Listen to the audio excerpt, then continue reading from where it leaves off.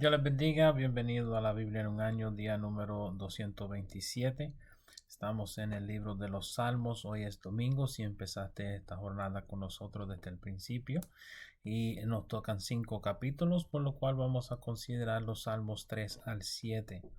El Salmo 3 se compone de 8 versos en el típico estilo hebreo de rima de pensamiento. Deben notar que este salmo fue escrito mientras David huía de su hijo Absalón, cuando éste intentó usurpar su trono. Deben notar otro elemento en la lectura de este salmo, el cual veremos por nuestra lectura del libro de los Salmos. En los versos 2, 4 y 8 notarán la palabra Sela. Sela no es una palabra cual se lee durante la lectura del salmo, sino una instrucción al director del coro de seguir con la música mientras que las voces pausaban. Su intento era de dar la oportunidad de reflexionar sobre las palabras a todos quienes escucharan el cántico. Un salmo cual utilizaba esta instrucción se puede dividir en secciones por su uso. En este salmo, la primera sección se compone de los primeros 2 versos en los cuales David explica que sus enemigos se habían multiplicado. Aunque el salmo fue escrito durante la rebelión de Absalón, debemos recordar de nuestra lectura en 2 de Samuel 15 al 18 que Absalón no solo se rebeló contra su padre, sino que volvió el corazón del pueblo contra su padre también. Algunos de los más cercanos consejeros de David se fueron tras Absalón. Los versos 3 y 4 componen el segundo segmento en el cual David explica su clamor a Jehová por lo sucedido con Absalón. Noten que David puso su confianza plenamente en Jehová, quien según el verso 4 le contestó a David su clamor.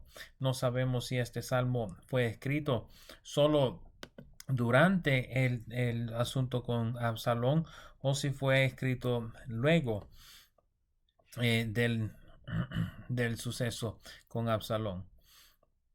Finalmente, en los versos 5 al 8, vemos la paz de David en saber que Dios estuviera de su lado y respondiera en su defensa. Noten en el verso 5, cual es un verso bastante reconocido en los Salmos. Saber que David lo escribió en estas circunstancias le da mayor significado.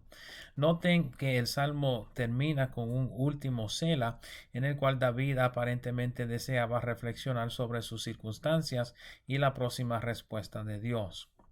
El Salmo 4 se parece en formato al Salmo 3 y algunos han sugerido que los dos son relacionados con el Salmo 4 siendo un clamor sobre el asunto con Absalón también. Tal análisis no es necesario, sin embargo, para que el salmo tuviera sentido. Noten de nuevo que este salmo es de David, escrito al músico principal, posiblemente Asaf, de quien hemos leído previamente, y contiene 2 selah, uno en el verso 2 y otro en el verso 4. En los versos 1 y 2, David se dirige hacia Dios clamando por justicia contra sus enemigos. Noten su observación de que los hombres se habían vuelto vanidosos, deshonrando a David. Tales circunstancias ciertamente pudieran haberse notado durante la huida de David frente a Absalón, si es verdad que este salmo relata al Salmo 3. Los versos 3 y 4 contienen una amonestación a los hombres sobre la piedad y la justicia, diciendo que estos son los que Dios ha escogido. Noten en el verso 4 la amonestación de David a los hombres de sentarse quietamente y meditar sobre sus acciones. Es probable que David estuviera dirigiéndose a gente de su propio pueblo, siendo que los cantores fueron instalados en el tabernáculo de David en Jerusalén cuando trajo el arca a la ciudad. Ya que el cántico es dirigido al músico principal, David esperaba que los hombres cerca del arca estuvieran oyendo su amonestación y hasta incluye un sela para darles tiempo de reflexionar mientras lo escuchaban. El salmo termina en los versos 5 al 8, donde vemos de nuevo la confianza de David en que Jehová respondería a su clamor. Deben notar en el verso 5 la amonestación al pueblo de ofrendar a Jehová, indicando la necesidad de arrepentimiento. Y en el verso 6 la preocupación de David por la salvación de su pueblo y no tan solo de él mismo. Noten otro verso popular en el verso 8. El Salmo 5 también es de David. En los primeros 3 versos, David se dirige hacia Jehová en clamor, pidiendo que Dios lo escuchara. Su plegaria en este salmo es acerca de los malvados y pecaminosos. Noten la manera en la cual David se describe como presentándose tempranamente delante de Jehová y clamando desde temprano en la mañana. Esto es una señal de su justicia y de su fidelidad a Dios. Los versos 4 al 6 describen a los injustos, cuales no encontrarán favor delante de Jehová. Noten los atributos de los impíos, cuales describe David en estos versos. Los describe como gente mala, insensata, inicuos, mentirosos, sanguinarios y engañadores. David se encontró confrontando a hombres semejantes a todos estos durante su reinado.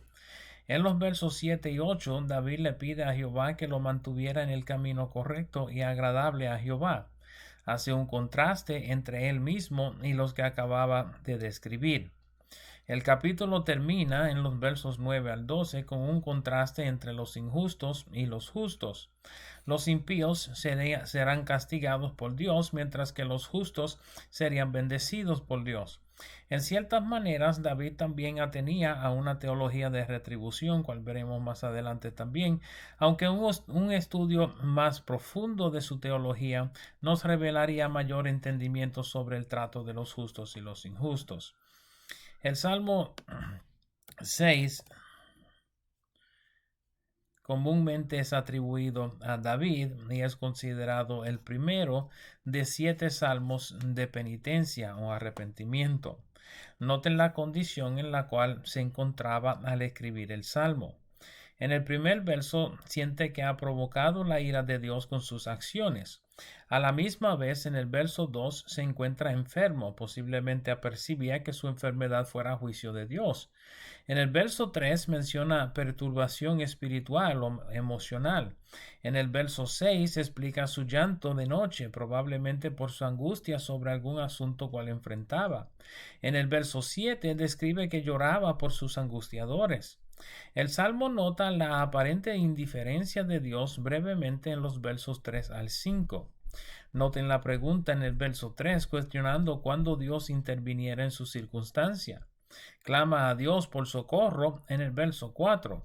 En el verso 5 dice que los muertos no podrán alabar a Dios, insinuando que sentía que moriría si Dios tardara más en atenderlo.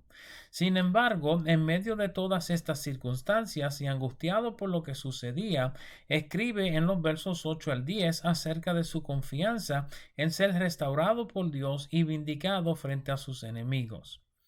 El Salmo 7 es similar al Salmo 6 en que es un clamor por vindicación también de David.